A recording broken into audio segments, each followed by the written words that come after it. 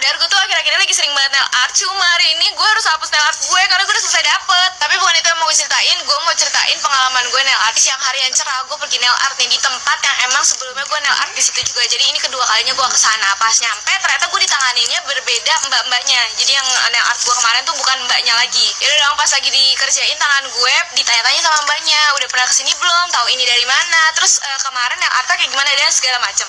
Ini lancar-lancar aja nih kita ngobrol, nanya jawab, udah kayak interview, sampai di mana ada satu pertanyaan mbaknya yang membuat gue nge-lag. Mbaknya nanya ke gue, kenapa nail artnya dihapus? Padahal kan belum sebulan, pasti masih bagus dong. Di situ gue diem.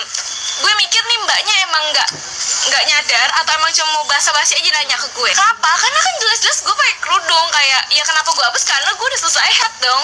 Untungnya nih mulut masih bisa dikerja sama ya. Tadinya gue udah mau ngucap aja kayak, ya saya mau sholat dong mbak, saya udah selesai head, makanya saya hapus. Karena mulut ini bisa direm. Jadi akhirnya gue cuma ketawa kayak, iya mau dihapus aja. Siapa yang dari dulu kalau di sekolah sama mak bapaknya nih pasti selalu satu sekolah sama abang atau adiknya? Gue dalam kasus gue adalah gue selalu di sekolah di tempat yang sama di mana Farhan sekolah. Itu kan permasalahannya kalau misalnya akur gitu kan enak ya, saling ngejaga dan bisa saling nganter jemput segala macem. Lah gue kan sama Farhan kagak akur ya, jadi kayak gue sangat-sangat tidak suka, gue sangat-sangat menentang itu ide emak gue yang menyekolahkan gue di satu tempat sama Farhan. Pas gue tanya alasannya kenapa gue harus satu sekolah sama Farhan, biar nggak ribet ngambil rapotnya, jadi kayak satu tempat aja. Tapi gue gak mau, cukup gue satu tempat ngaji aja sama Farhan, gue udah capek, gue udah mager liat muka dia gitu kan. Udah di rumah ketemu, tempat ngaji ketemu, ini gue disekolahin, gue dimasukin ke SD yang sama si Farhan.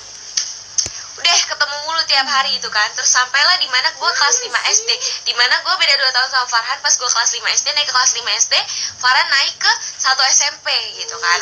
Nah si Farhan ini dimasukin ke pesantren. Dari situ gue udah mikir, ini kayak bau-baunya gue bakal dimasukin ke pesantren juga. Walaupun sebenarnya juga emak bapak gue belum ngomong terang-terangan kayak kamu nanti abis lulus ikut Farhan ke pesantren juga, kayak belum. Cuma gue udah punya pikiran karena kayak dari dulu tuh apa-apa Farhan kesini gue kesini gitu loh. Kayak gue harus ngikutin dia gitu. Jadi kayak nih mak gue sama bapak gue konspirasi ngusir gue sama Farhan secara diam-diam apa gimana nih gitu kan.